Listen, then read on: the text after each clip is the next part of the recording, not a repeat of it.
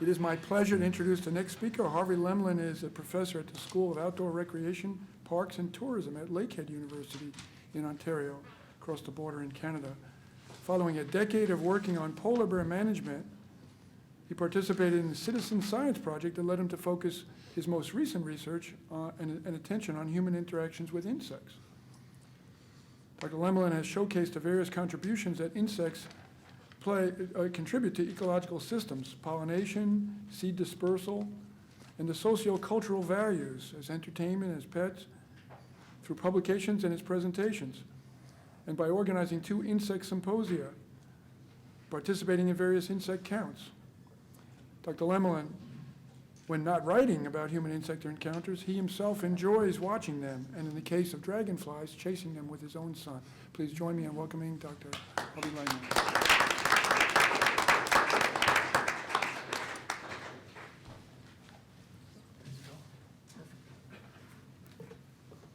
I'd first like to begin in presentation because I work with the Haudenosaunee Confederacy, that we are a traditional territory of the Seneca Nation, and I'd like to recognize that, the Seneca Nation of the Haudenosaunee Confederacy. So, Nyawe. What I'm going to talk today about is insects, and usually when I come to these presentations, I have to explain to people what insects are, that they are part of the animal kingdom, but it's been one of the strangest ones that I've been to because insects have been showcased quite a bit already. Now, what I'm going to do today is not only demonstrate and prove to you that insects are part of the ecotourism industry, but that people do go out of their way to interact with them. Now, I work in outdoor rec, and people will say, no, most people try to avoid insects because we get bitten and they sting us and they detract from our activities. And that's only one component. So I try to remind people of the positive interactions that can occur with insects. And I try to remind people that, you know, mosquitoes and black flies, as we have in Northern Ontario, are just really one small component of this very large and magnificent kingdom. The other things, too, is I've also been influenced by Dr. Fennell, who really encouraged me, and I'm very thankful for that, for pursuing this venue.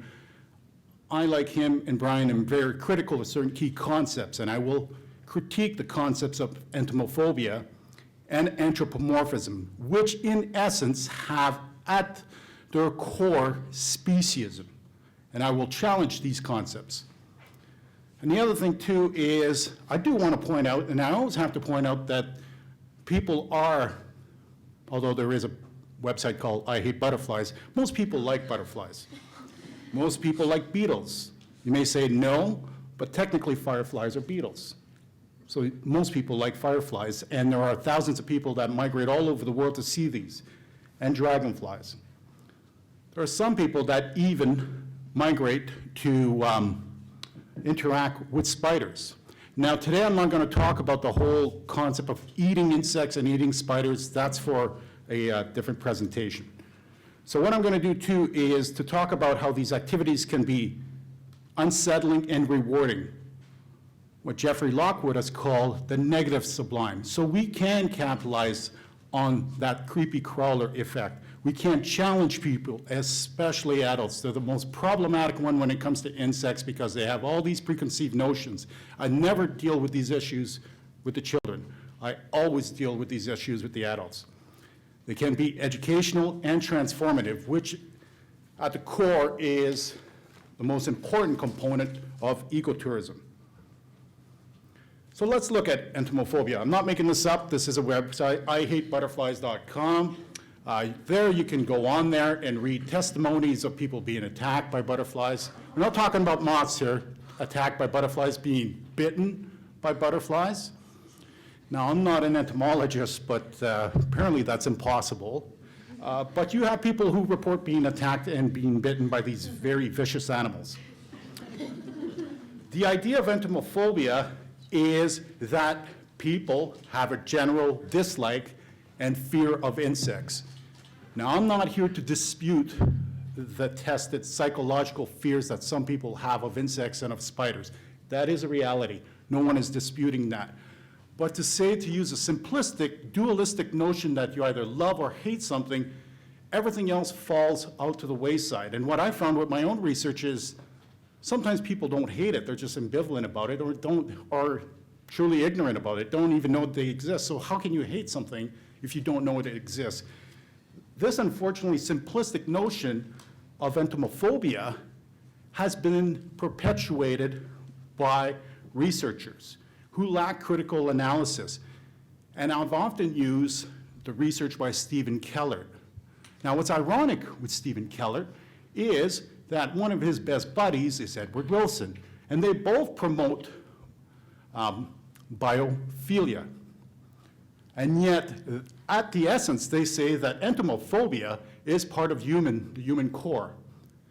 And what you notice is when you do cultural research is it's not as simplistic as that. There are various cultures, including First Nations, who use dragonflies. We saw it yesterday with the use of ants. There is a tremendous knowledge there of insects. In more modern time, we have a sensationalistic and negative media that reports spider bites, person killed by spider bites. And most of the cases, it's misdiagnosis by doctors, and often it's only reporting, as I said, sensationalistic events. There is a multi-billion-dollar pest industry aimed at eradicating animals. And it goes beyond just getting rid of those pesky mosquitoes in your backyard. There are now chemical treatments that you can add in your backyard to get rid of absolutely everything that lives in the grass. Because, right, they don't have any rights to live in the grass. They shouldn't be there. They're gross. They're those disgusting grubs and those disgusting millipedes and worms. So this is quite problematic because now we're applying chemicals not only in our backyard, on our soccer pitches, but we have now used this in parks, in national parks, because people demand this. When I go camping in a park, I don't want to be bothered by bugs, so you should be spraying, or you should get rid of the wetlands. So that's really problematic. In Ontario, we were able to beat the pesticide industry and move away from non-commercial use of pesticide uses. The same thing when it was tried on this side of the lake didn't occur because the pesticide industry was able to rally around it and basically fight it off, and they were unsuccessful. And the other thing, too, is I talked about problematic researchers who sometimes have accepted, and entomophobia in some circles has now become not just a concept, but a theory, a truth. But it's never been tested. We talk about testing it using experimental data, doing surveys. It's never been done like that, but people have accepted it because it seems to make sense. And then you have on top of this concept called anthropomorphism. We prefer creatures that are more human-like, and a lot of psychologists will state this. So this is why we like creatures that look like us, that have rounded features. So we like certain types of mammals. And I saw some of my colleagues use these terms today, certain animals that are deemed charismatic. Charismatic is a leadership thing, so I'm not sure how these animals have charisma. We can't really talk to them about it. They don't talk to us, so I don't know how they're conveying this charisma, but the term is used, charismatic megafauna. The other one is, these animals are deemed to be intelligent and sentient. The big problem with all of this is we determine what is charismatic. We determine what is intelligence.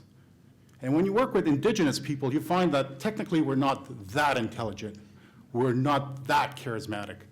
So perhaps we should look at these concepts a bit more rigorously. And the other thing, too, is we are the ones that have lost the ability to talk in the animals' languages. And a lot of indigenous traditional lore talk about this. And the other thing, too, is often promoted and reinforced through historical fears. This is during the Cold War, where you would have, through radiation, large insects that would attack us. Insects are seen as, these are the things that we just can't seem to get rid of. And ironically, it's because of our own creation through urbanization that we have provided ultimate environments for them. We are the ones introducing invasive species. Yet we don't like to take responsibility. If you look at indigenous lore, when they talk about human beings, we are teenagers. We point the finger at everybody else. We point the fingers. It's the wolves killing all the caribous. It's the grubs eating all our food. We never do these things. So it's promoted through environmental groups who are just slowly trying to realize now that there's potentially money to be made through monarchs. That's why World Wildlife Fund, which was nowhere to be found 25 years ago, is now moving into this field of butterflies. Butterflies is enough for them, though.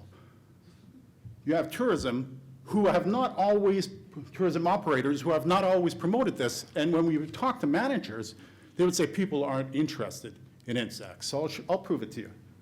And of course, what I talk by a sensationalist media that always talks about the negative and rarely the positive.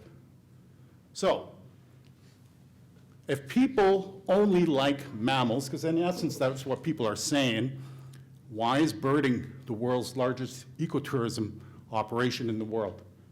Why are multi-million, perhaps billions of dollars being spent on fishing? They don't look like us, so technically we shouldn't interact with fish or birds, although there are some people that I've met kind of look like some birds, but that's for another presentation. So here's another one, fireflies. And think about not only what you think of fireflies, which are a type of beetle, but our childhood interactions. Who here has not grown up in a rural environment and chased these creatures and found out that when you put them in a jar, you better put some holes in it or else they won't glow anymore. Dragonflies. Now, some people, often in some places in Canada and the US, those are the countries that I know best, they are associated to the devil and the witches. Apparently witches use them to fly around. And they are often misdiagnosed, of course, for stinging people, and they technically don't have the ability to sting people. They can bite you, but like my son said to one biologist who was telling us that they bite you, he goes, well, why are you handling them? And then in Western lore, you have one of the most appealing animal, which has basically founded an entire industry of collecting, and some of the earliest entomological associations were based around people's love of butterflies. And if you look at the history within North America, and by that I mean the US and Canada, you see that a lot of people trying to designate these animals as endangered or create protected areas were often attracted to butterflies.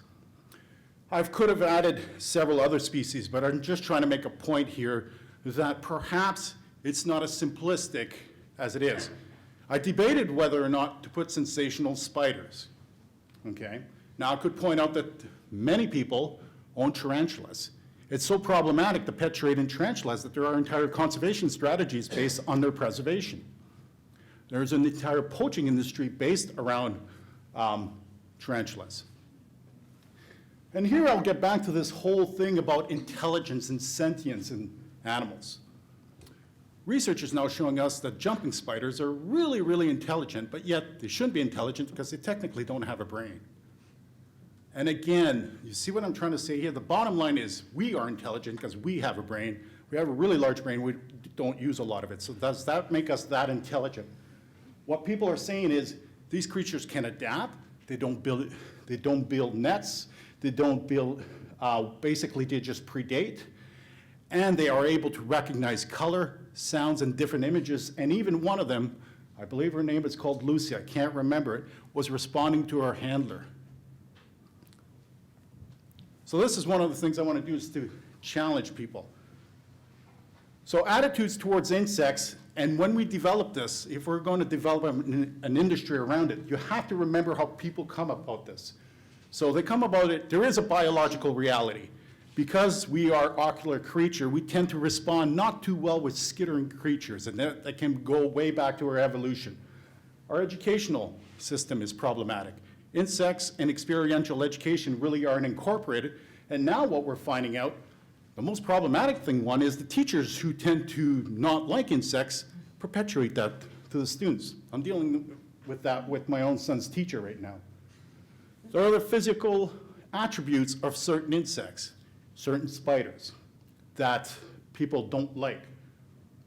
The representation in popular culture. How is it that the beetle trade in Japan is a multi-million-dollar industry, and I don't think that there's 100 people in North America partaking in this trade? There are people in Japan that spend millions of dollars to go see dragonflies.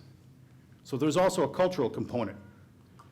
The representation in the scientific discourse. Sometimes it can be good, sometimes it can be bad. I don't know a few years ago if you remember, but there was a big debate saying the strongest animal in the world is now the rhinoceros beetle. There was a fury out there because people trying to defend the mammals, right? Because mammals have to be the strongest, the elephant's the strongest.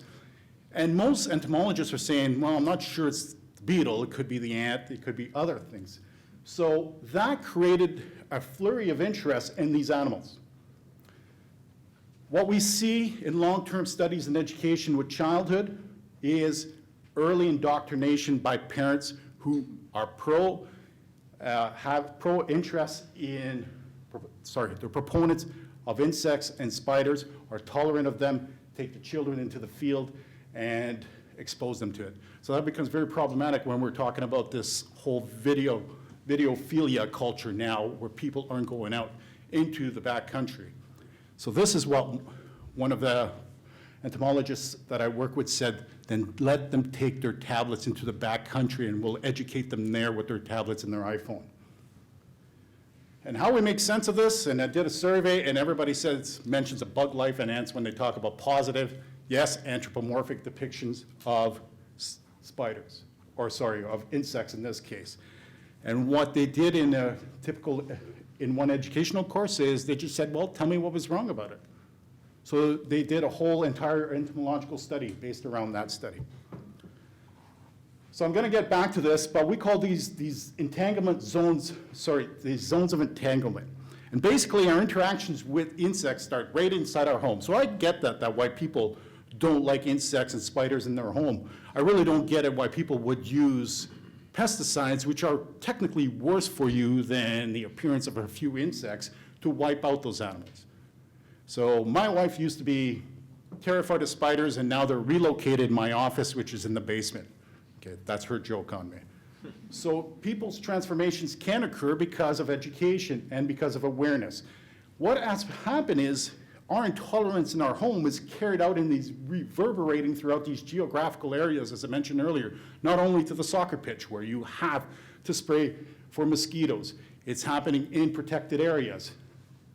And it's happening in other places, and people aren't being reflective going, we have to get rid of these things because we just don't want them.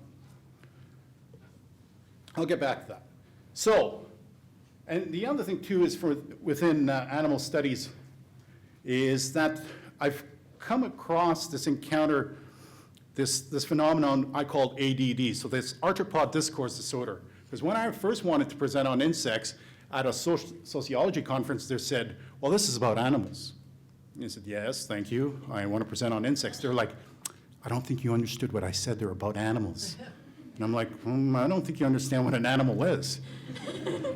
So then I've kind of understand what biologists sometimes dismiss us. But that is part of the problem. The other thing, too, is often in the animal-human interactions literature, you'll see that it's the other. It's the non-animal. Insects scurry and disappear back into the fringes. So it's a disappearing, appearing, non-other, or other. I'm not going to get into the narratives of the academia, but insects are the other to the other. So it becomes very problematic, and that's why there's so little literature on it. So that's my disclosure. I hope you can kind of understand that I am a proponent of insects. I am a recovering entomophobe. I used to be terrified of these things, all of them. And then I went on that dragonfly symposium, and I captured one, and I look into the emerald's eyes, and I know this sounds tacky, but they're the most beautiful eyes. I know there's several hundreds of them, but they're the most beautiful things I've ever seen in the world. I used that line on my wife one time, and she didn't think it was that cool, that she had beautiful eyes just like the dragonfly. So I've become quite interested with the creatures, but also why these people, these dragon hunters, they call themselves odonauts, okay, because of the family of odonates, why they chase these creatures around, why people go all over the world to collect them, to spend thousands of dollars and interact with them in insectariums and butterfly pavilions. So I've done a lot of inductive research because I think what we need to do is to dispose of the entomophobia, not dispose of it, just put it over there and go, what exactly do people think insects are? Because people will use the general rubric of bugs, and then ask them, what are the positive and negative of your interactions with bugs? And what do you think are some of the best management strategies that have been out there in educational strategies, and how would you make them better. So we call this an inductive study using personal mind maps. So I'm not going to talk about that today, but if you asked me 15 years ago what was my favorite animal, it certainly wouldn't be a tiger beetle or a monarch butterfly. And yes, we raise monarch butterflies, which is against the law, by the way, in my province, because you're supposed to have a permit. And we have raised and released butterflies, over 200 of them. Even though technically in Canada, monarch butterflies should be listed as threatened, there's still an entire scientific discourse that make it problematic when you're trying to be part of the solution and not part of the problem. So I am an activist also in this. So because I'm an academic, I like to use terms. There is this thing called, I know this is ecotourism, but entomotourism. So what is entomotourism? It is when people collect, and that's the biggest industry by far. It's one of the oldest, and we're talking about collecting specimens. There are people visiting butterfly pavilions and insectariums. There are people who transform their gardens for pollinator parks, and there are attractions. There are people who go out to certain protected areas to see fireflies and dragonflies. Excuse me. And there are also festivals and citizen science that are directly related to insects. These encounters may be deliberate or accidental, and to me, it doesn't really matter which one it is, as long as you can try to change somebody. So the other thing, too, is when you start doing this research, is people said to me, you're going from polar bears to insects. That's a kiss of death to your career. Nobody will care about this. There's only a few eccentric 100 people collecting butterflies. And basically, since I've been doing this for 8 years now, we found that there are millions of people around the world that visit the 250 insectariums and butterfly pavilions, including the one in Niagara Falls, which has an annual visitation rate of 1 million people. There are people that visit pollinator parks. There are people that are strictly, in one of the largest recreational activity featuring insects is bees and beekeepers. It's really big in North America. And there are specialized beekeeping museums. As I mentioned, there are festivals. There's over 150 citizen science projects dedicated solely to insects. And then there are the larger projects which insects are part of. In the US alone, $100 million per annual is spent employing thousands of people in developed nations, sorry, not just in the US, but in US dollars. So that's how big this industry is. The Romance of the Ants was an exposition in the Chicago Museum that attracted over 200,000 people. Okay, and then you have all of these organizations and firefly festivals that attract thousands of people in Korea. You now have the festival, which was held in London a few years ago, attracted over 200,000 people. We mentioned the glowworm caves attract over 100,000 people. You have dragonfly symposiums in Japan that attract over 100,000 people. You have biospheres established for the protection of overwintering grounds of the eastern monarchs that are built on ecotourism principles that are attracting thousands of people. So this is not a few eccentric few here. This is millions of people spending millions of dollars. If I had the support of the insect industry and the butterfly pavilions, I could demonstrate to people that this is, it's well over a few $billion. And then you have all these strategies. And because since I got into insects, all my buddies that go to Africa send me these signs of dung beetles. Okay, dung beetles crossing the road, dung beetles have the right of way, don't hurt the dung beetles. So I get the picture of the sign, and I get a picture of dung beetles, and I get flooded by these things. I've actually asked for a copy of the sign, but apparently that's illegal, so you can't steal the sign. So that's really what I want. And then a friend sent me this, to diversify the big five from the big five to the small five. And I saw this in Churchill. People get bored looking at mammals. I hate to tell you that, but some of them do, because mammals can be really boring. Insects are cool, because when they're warm, they're really scurrying and they're moving around. So what people have said is, let's look at other things. And what happens when you can't see these animals? You can see these ones. One of the greatest things I've ever seen, and it's featured in my book, is at the Boston Harbor Island, and basically a vast, massive interpretation strategy using technology, and to show that one of the fiercest predators that they have on the island is the tiger beetle and how quick it is and how efficient it is. I'll let the next presenter talk more about tiger beetles, but I thought that was really fascinating. So what does this type of industry also do is, because we have all these butterfly pavilions, you have to raise specimens for them. And a lot of this is done in developing nations. So you now have a social justice component of it, because these habitats are preserved for the specimens.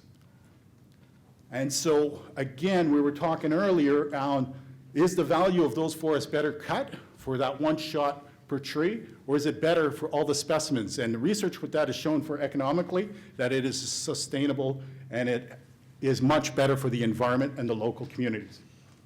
Yes, you have people that go in there and visit these butterfly ranches, and yes, they're called butterfly ranches, and people sometimes collect them for their collections, and some people using for healing and educational purposes. And in Sri Lanka, they built a butterfly garden for the kids that have been wounded in warfare to try to use them as a safe place for them to go. So it's a vast component, and it's a vast industry with a lot of different aspects to it. So, what are the values of entomotourism? Well, it's staffed by professional staff and dedicated volunteers that have to be trained, and these places are well ran. You can showcase potentially dangerous and endangered animals in controlled settings. So much like predators, top predators are the top attractions in zoos, often people love to see black widows in a case, or orb weavers, or any type of other potentially deadly animals like scorpions in a controlled setting, because you're not threatened by it. You can engage, and we mentioned this yesterday, engage other senses like the tactile senses if you want to hold them. So you can diminish the distance between the us and the them.